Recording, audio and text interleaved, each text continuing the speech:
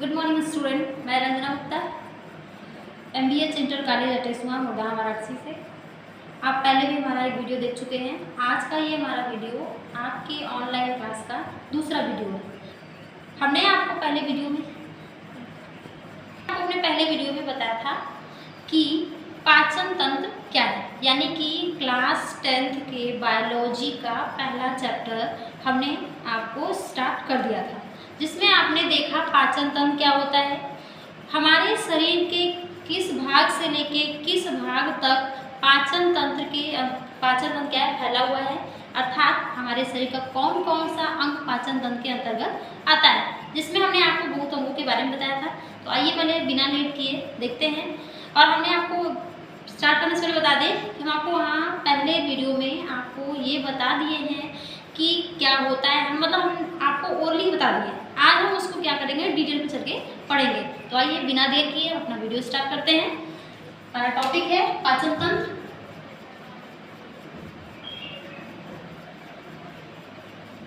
पाचन तंत्र यानी कि डाइजेशन सिस्टम। डाइजेशन सिस्टम देखिए, डाइजेशन सिस्टम यानी कि मानव शरीर में पाचन तंत्र को हम एक दूसरे नाम से भी जानते हैं, यानी कि इसे हम एक और नाम जानते हैं जिसे हम बोलते हैं आहार नाल। आहार नाल, जैसा कि हमने आपको उस दिन बताया था कि आहार नाल की लंबाई मानव शरीर में लगभग 8 से 10 मीटर लंबी होती है। ध्यान दीजिएगा, 8 से 10 मीटर लंबी, न कि सेंटीमीटर। 8 से 10 मीटर लंबी होती है। अब आप सोचेंगे कि इतनी बड़ी शरीर में 8 से 10 मीटर कैसे है, तो आज आपको दिखाएंगे कि 8 से 10 मीटर लंबा हमारा पाचन तंत्र कैसे है। तो आइए पहले देखते हैं 8 से 10 मीटर लंबी ये आहार नाल की लंबाई में, आहार नाल में का जो पहला अंग होता है, यानी कि हमारे आहार नाल का जो सबसे पहला अंग होता है वो है आपका मुखगुहा। जैसा कि हमने आपको इस दिन बताया था, मुखगुहा। दूसरा बताया था हमने ग्रासनली। तीसरा बताया था आपको हमने आमाशय। चौथा बताया था हमने आंत। आंत में हमने दो तरह के आंत बताए थे, एक बड़ी आंत, दूसरा छोटी आंत। और नेक्स्ट क्लास जो आया था वो है मेरा यानी कि गुदा। ठीक है, ये 5 अंग मिलते हैं तब जाके आपके आहार नाल यानी कि पाचन तंत्र का क्या होता है, निर्माण होता है।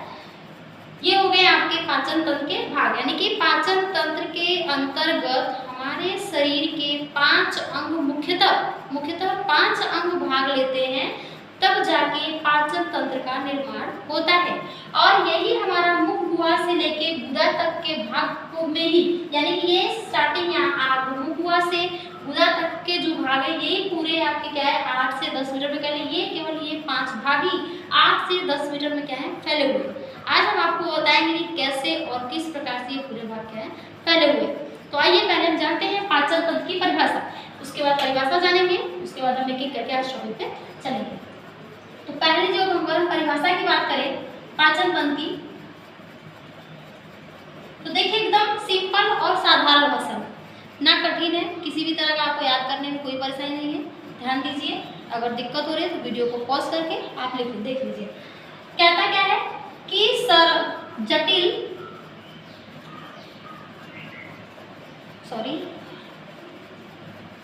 जटिल ठोस तथा अघुलनशील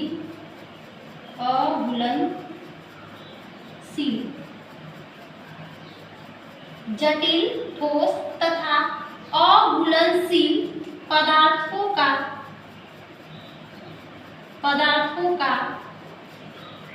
एंजाइमों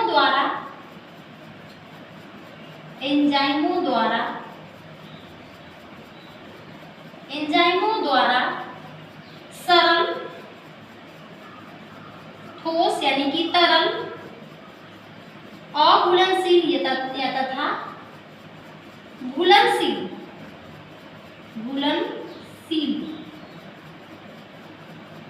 में परिवर्तित करने की क्रिया को ही परिवर्तित करने की क्रिया को ही को ही पाचन कहते हैं।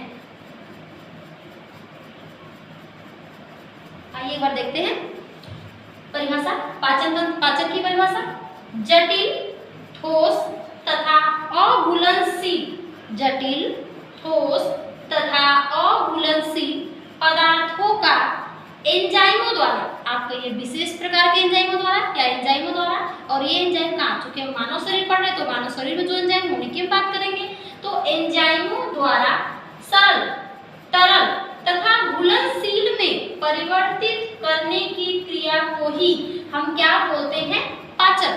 एकदम आसान है। देखिए हम कोई भी चीज पहले खाते हैं तो क्या होता है, क्या हम जो जिस चीज को हम जिस रूप में खाते हैं, क्या हमारा शरीर में उसी रूप में ले लेता है? नहीं, पहले हम किसी भी पदार्थ को, किसी भी पोषक पदार्थ को किस रूप में लेते हैं, ठोस में लेते हैं।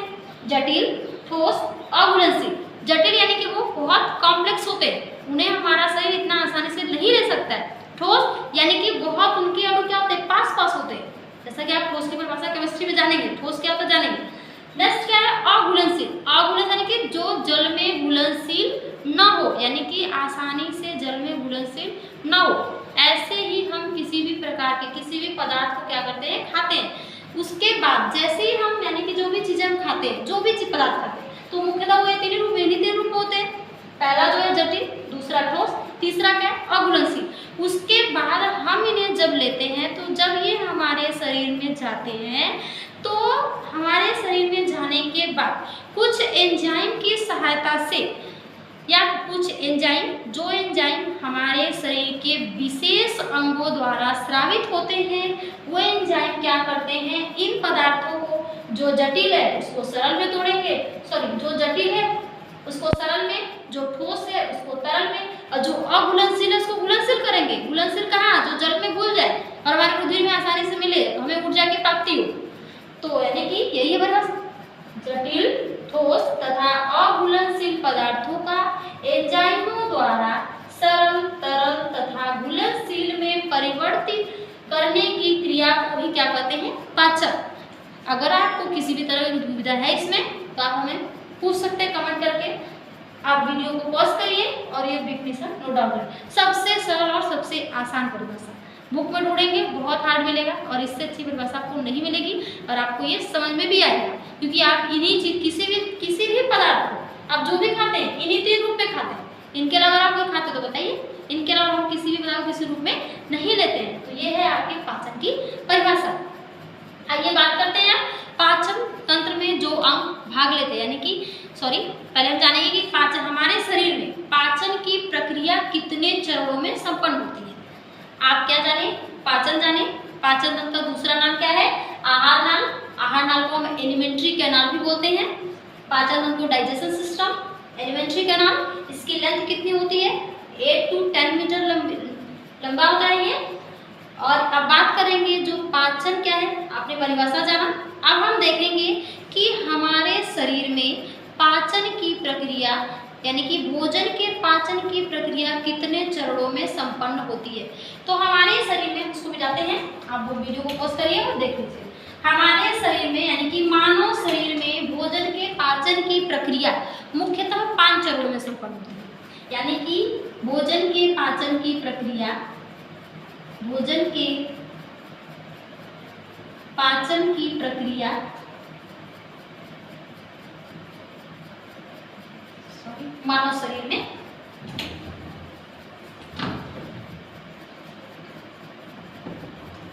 मानव शरीर में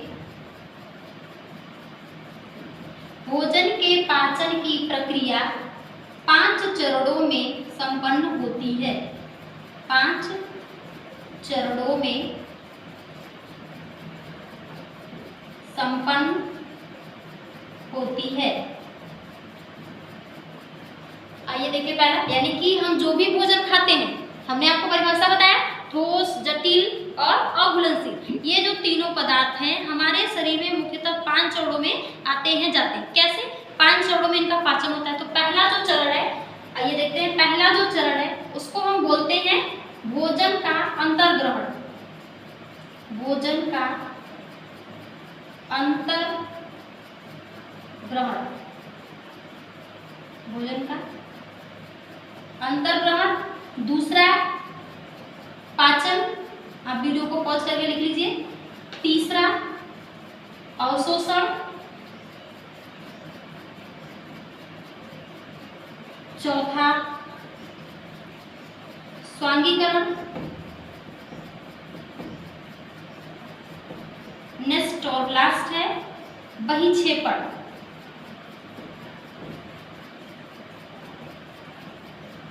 ठीक है, ये 5 चरण यानी कि हमारे शरीर में भोजन के पाचन की जो पूरी प्रक्रिया है इन्हीं 5 चरणों में संपन्न होती है। पहला है भोजन का अंतर्ग्रहण, दूसरा है पाचन, किसका? भोजन का पाचन। अब जाहिर सी बात है भोजन करें तो भोजन की बात करेंगे। भोजन का अंतर्ग्रहण, भोजन का पाचन, फिर उसका अवशोषण होता है, फिर स्वांगीकरण होता है, फिर बहिक्षेपण। आइए एकदम सिंपल और साधारण लैंग्वेज में जानते हैं कि ये 5 चरण कैसे होता है। तो भोजन का अंतर्ग्रहण मतलब ये कि जब हम भोजन को बाहर हमारे सामने रखा हुआ है उसको हम जब भोजन को अंदर यानी कि अपने मुंह में जब अंदर लेते हैं तो दैट इज इसी को बोलते हैं भोजन का अंतर्ग्रहण। यानी कि भोजन को जब हम बाहर से अपने मुंह में रखते हैं तो इसी को बोलते हैं भोजन का अंतर्ग्रहण। आप जब भोजन को हमने अंदर ले लिया, ग्रहण कर लिया, इसके बाद अब ये क्या है, इसका क्या होगा? पाचन। हमने आपको कल बताया था कल वीडियो में कि हमारे भोजन का जो पाचन है वो हमारे मुख गुहा से ही शुरू होता है। तो सबसे पहले हम भोजन को जब मुंह में रखते हैं तो एक स्टेप कंप्लीट, पहला प्रोसेस क्या कंप्लीट हो गया। अब भोजन को जब हमने मुंह में लिया तो पहला कंप्लीट, जैसे ही हमने भोजन को मुंह में लिया तो उसके साथ क्या है, विभिन्न प्रकार की हरकतें शुरू होती है। हमने आपको कल बताया था कि मुख गुहा में हमारे 3 चीज होती है मुख्यतः, दीप, दांत, जीभ, लार, यानी कि टंग, सलाइवा और टीथ। ये 3 चीजें होती हैं हमारे मुंह में। अब ये तीनों लोग जैसे ही हम भोजन को अंदर लेते हैं ये तीनों लोग मिलके भोजन के साथ क्या करते हैं, पाचन करना शुरू करते हैं, फिर भोजन का पाचन करना शुरू करते हैं। और हमने अगर आपको याद होगा कल का वीडियो देखे होंगे तो आपको बताया था कि जो कार्बोहाइड्रेट होता है यानी कि कार्बोहाइड्रेट का पाचन हमारे मुख गुहा से ही प्रारंभ होता है। और हमने आपको उसमें एक विशेष प्रकार के एंजाइम का नाम लिया था जो कि हमारे लार से निकलता है, टाइलिन एंजाइम। टाइलिन एंजाइम की सहायता से ही हम क्या करते हैं वहाँ पे भोजन का पाचन, यानी कि माल्टोज हम लेते हैं, स्टार्च लेते हैं, स्टार्च को माल्टोज में परिवर्तित करते हैं। पाचन यानी कि भोजन का पाचन करते हैं। जब पाचन की प्रक्रिया पूरी संपन्न होती है, और हमने आपको कल ये भी बताया था कि जो हमारे जो छोटी आंत मानो हमारे पूरे आहार नाल का जो भाग, चौथा भाग जो छोटी आंत है वहाँ पे भोजन का पाचन पूरा संपन्न होता है। तो जैसे ही भोजन का पूरा पाचन संपन्न होता है तो हमारी जो छोटी आंत की दीवार है कुछ ऐसी है, छोटी आंत की दीवार अगर हम देखें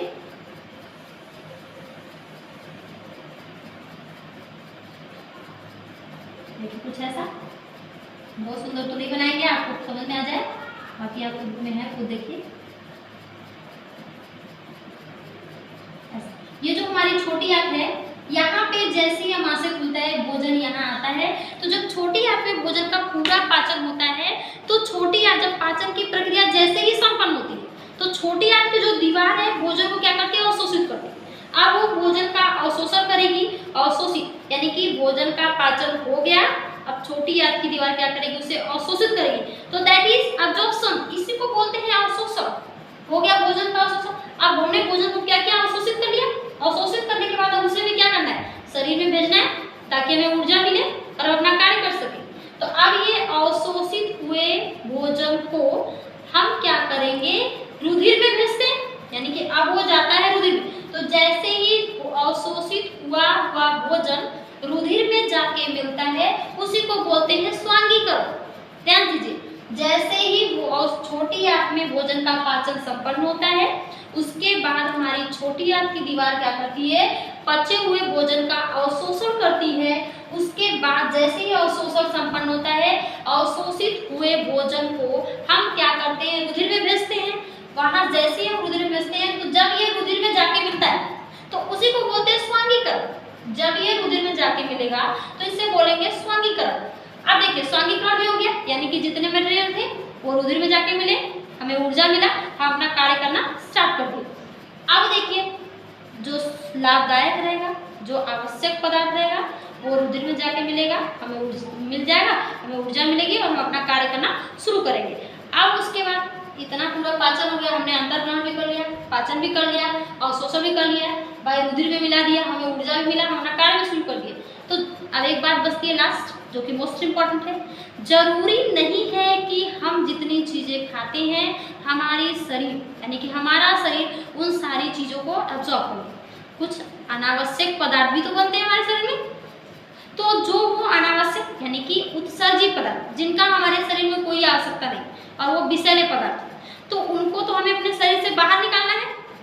तो कुछ ऐसे पदार्थ भी बचे हैं जो अपशिष्ट अर्थात उत्सर्जित पदार्थ होते हैं, हम उनको गुदा के माध्यम से शरीर से क्या करते हैं, बाहर निकाल देते हैं। ठीक है, जो आवश्यक पदार्थ अनावश्यक पदार्थ यानी कि उत्सर्जित पदार्थ बचते हैं वो छोटी आंत से बड़ी आंत में जाते हैं। ये आपकी छोटी आंत है, छोटी आंत से ये पदार्थ कहाँ जाएगा, बड़ी आंत में। कल हमने फिगर बताया था कल के वीडियो में, ये छोटी आंत से भोजन कहाँ जाएगा, बड़ी आंत में। कौन, अपशिष्ट पदार्थ जिनका हमारे शरीर में कोई आवश्यकता नहीं है वो यहाँ आएंगे। लेकिन अभी देखिए यहाँ से आएगा, लेकिन अगर लग रहा है कि अभी भी इसमें कुछ हमारे इस अपशिष्ट पदार्थ में अभी भी कुछ लाभदायक पदार्थ, जैसे क्या लाभदायक पदार्थ, जैसे क्या, खनिज लवण, खनिज लवण, और दूसरा जो है वो है जल।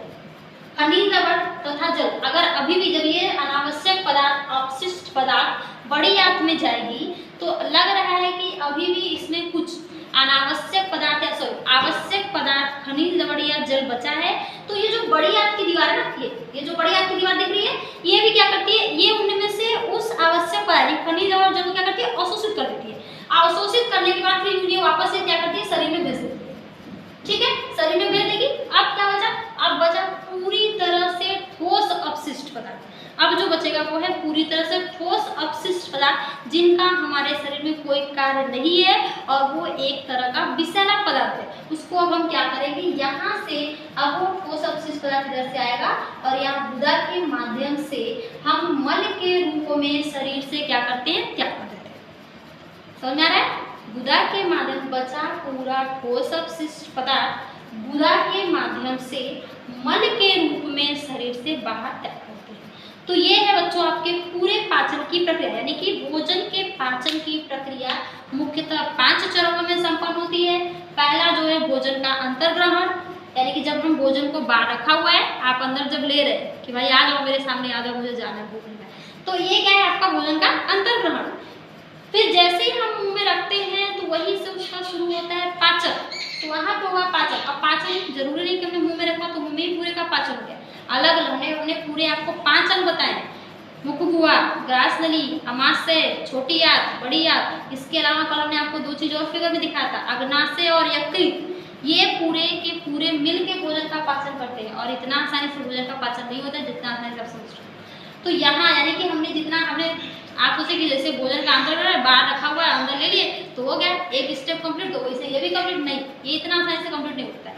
यही तो आपके पूरे इस 5 में सबसे इम्पोर्टेंट कोई प्रोसेस तो ये, और यहीं पे ये पाचन। इसके बाद भोजन का और हमारे आहार नाल के अलग अलग अंगों में अलग अलग, देखिए हमारे आहार नाल के विभिन्न अंगों में, ध्यान सुनिए क्या बोले, आहार नाल के विभिन्न अंगों में अलग विभिन्न अंगों में भिन्न भिन्न जगहों पे भिन्न भिन्न प्रकार के पोषक पदार्थ का पाचन होता है और उसके लिए हर एक पदार्थ के लिए विशेष प्रकार के एंजाइम होते हैं। हर पदार्थ के लिए क्या होते हैं, विशेष प्रकार के एंजाइम होते हैं जो भोजन का क्या करते हैं, पाचन करते हैं। पाचन भी जान गया। फिर जब पाचन पूरा कंप्लीट हो गया, कहाँ, भोजन का पूरा 1 नंबर क्वेश्चन, आहार नाल के किस भाग में, सीधे क्वेश्चन होता है आपका, ध्यान दीजिए मेरी बात पे। क्वेश्चन है आहार नाल के किस भाग में, आहार, क्वेश्चन लिख लीजिए आप, पहले नोट डाउन कर लीजिए, आहार नाल के किस भाग में भोजन का पूरा पाचन होता है, भोजन का पाचन, भोजन का पूरा पाचन होता है। ये 1 नंबर क्वेश्चन है। तो किस भाग में होता है, छोटी आंत। आहार नाल के किस भाग में भोजन का पूरा पाचन होता है, तो कहाँ होता है, इसका आंसर है छोटी आंत। कहाँ होता है, छोटी आंत।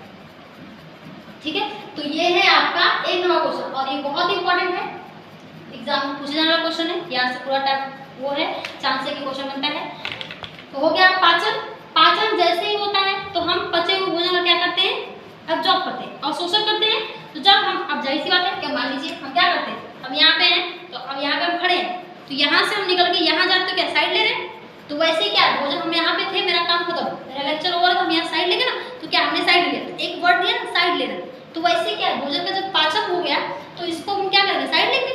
उसको हमारे इंटेस्टाइन की जो वॉल है, स्मॉल इंटेस्टाइन की जो दीवार है, यानी कि छोटी आंत की दीवार क्या करती है, उस भोजन को अवशोषित करके, अब दूसरा जो आप बाहर खा रहे हैं उनको भी तो आना है, तो अवशोषित कर लेती है। तो जब वो उनको साइड देती है तो ये हो गया अवशोषण, ठीक है, अवशोषण हो गया। अब इसके बाद भाई हमने ले लिया तो कोई जगह होना चाहिए, हमें एडजस्ट करना है, कहीं जाना है, तुम जाओ भैया, जाओ तुम यहाँ से हमारा काम करो, दूसरे भी आ रहे। तो जब हम इनको हटा लिए तो हम इनको जब दूसरे जगह उठा के रख, हमने उठाया, ये है अवशोषण, यानी कि भोजन छोटी आंत की दीवार इसे ले ली, पकड़ ली, दूसरा इधर से आ रहा है, इधर से दूसरा आ रहा है, और ये जो इसकी आंत की जो दीवार है, इस पहले वाले को ले ली, तो ये हो गया अवशोषण। अब जब ये इनको कर लिया तो इनके पास इस पे अब सोचते कि हम इसको कहाँ रखें, तो ये क्या करेगी, इसे वापस रुधिर में भेजेगी। तो जब ये इसे वापस रुधिर में भेजती है तो दैट इज स्वांगीकरण, दैट इज एसिमिलेशन, इसी को बोलते हैं स्वांगीकरण। जितना आवश्यक रहेगा वो चला जाएगा और जो अनावश्यक बचेगा वो आपके बड़ी आंत में आएगा। और हमने भी बताया कि अगर अभी भी लग रहा है कि आपके बड़ी आंत में कुछ हार्मफुल पदार्थ यानी कि एक्सक्रीटरी मटेरियल बचा हुआ है तो बड़ी आंत की दीवार क्या करती है, उसमें से भी खनिज, लवण और जल का अवशोषण करती है और उसे वापस फिर से रुधिर में भेज देती है। बाकी बचे हुए प्योर एक्सक्रीटरी मटेरियल यानी कि शुद्ध अपशिष्ट पदार्थ, उसको हम गुदा के द्वारा या फिर गुदा के माध्यम से मल के रूप में शरीर से क्या करते हैं, बाहर। तो ये है आपके पाचन की प्रक्रिया, इन्हीं 5 चरणों में संपन्न होती है। अगर अभी भी आपको लग रहा है कि हमारे इस पूरे बताए हुए टॉपिक को कोई भी कंफ्यूजन हो, किसी भी तरह का है, आप कमेंट करिए, आप जैसा क्वेश्चन है आप पूछ सकते हैं।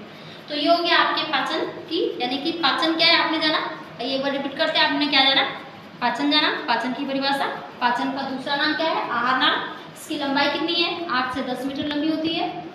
पाचन के 5 आहार नाल में कितने अंग आते हैं, मुख्यतः 5 आते हैं, मुखगुहा, ग्रास नली, आमाशय और आंत। आंत कितने, 2, छोटी आंत और बड़ी आंत, लास्ट आपको बचता है गुदा।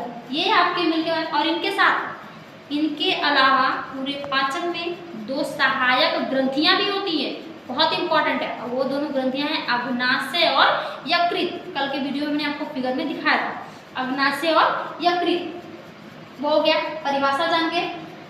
हमने ये भी जाना अभी तुरंत जाना कि पाचन की प्रक्रिया यानी कि मानव शरीर में भोजन की पाचन की प्रक्रिया कितने चरणों में संपन्न होती है, तो 5। पहला जाना भोजन का अंतःकरण, दूसरा पाचन, तीसरा अवशोषण, चौथा स्वांगीकरण, 5वां बहिच्छेद। और हमने हर का मतलब भी आपको बता दिया है। तो ठीक है, ये हो गया। तो ये हो गया आपके आज की बात करते हैं हम। आपने जान लिया क्या क्या हमने रिपीट किया। अगर आपको लगता है कि हमारे इस पूरे बताए हुए टॉपिक में किसी भी तरह की दुविधा है, आपको कोई भी क्वेश्चन, क्योंकि जरूरी नहीं कि हमने जो बताया आपको समझ में आया, हमने पूरा कोशिश किया, हमने 1 बार नहीं 2 बार नहीं 3 बार रिपीट किया, कल भी रिपीट किया था, आज भी हमने 2 बार मैक्सिमम रिपीट किया। अगर अभी भी आपको लग रहा है कि नहीं आया समझ, तब भी आप बेहिचक को आप कमेंट करके हमसे अपना सवाल पूछ सकते हैं। हम आपको फिर कोशिश करेंगे कि आपको और अच्छा दें। आज का जो हमने क्वेश्चन बताया ये हो गया। और दूसरा क्वेश्चन इससे जो बनता है आपका सीधे क्वेश्चन बनता है कि भोजन का पाचन। देखिए हमने देखा एक क्वेश्चन था ना कि आहार नाल के किस भाग में भोजन का पाचन संपन्न होता है या पूरा होता है, तो किसमें होता है, छोटी आंत में। तो ऐसे एक और क्वेश्चन बन सकता है कि भोजन के पाचन की प्रक्रिया कहाँ से शुरू होती है। क्वेश्चन आपका बन सकता है, ध्यान दीजिए कि आपने जब समाप्त किया तो शुरुआत भी तो कहीं से किया होगा, तो क्वेश्चन बन सकता है कि नहीं। तो भोजन के पाचन की प्रक्रिया कहाँ से शुरू होती है, तो भोजन के पाचन की प्रक्रिया हमारे मुखगुहा से शुरू होती है। अब मुखगुहा में कौन कौन से अंग आते हैं हमने आपको कल के वीडियो में बताया है। अगर आप आज के नहीं देखे हैं कल का वीडियो, तो आप कल की वीडियो प्लीज़ देखिए, जिससे आपको पता चले। हमने आज आपको जितना बताया कल भी इन्हें हमने आपको बताया था। हालांकि आज हम आपको हर चीज़ डिटेल बताए हैं, कल हमने ओरली ही बताया था, लेकिन बताया था आप कल का वीडियो देखेंगे तो आपको आज की वीडियो और भी अच्छे से समझ में आएगी। अगर आप कल का देख रहे हैं आज भी देख रहे हैं, दोनों वीडियो में अगर आपको किसी भी तरह की दुविधा है तो आप कमेंट करके आप अपना क्वेश्चन हमसे पूछ सकते हैं। चलिए अब हम कल बात करेंगे आपके मुगुआ, यानी कि अब हम कल से शुरू करेंगे हर एक अंग। अब कौन सा, हमने आपको बताया ना कि पाचन आहार नल का सबसे पहला भाग जो होता है मुगुआ, दूसरा क्या है गैस नली, तीसरा क्या है अमाशय, चौथा क्या है छोटी आंत, बड़ी आंत और गुदा।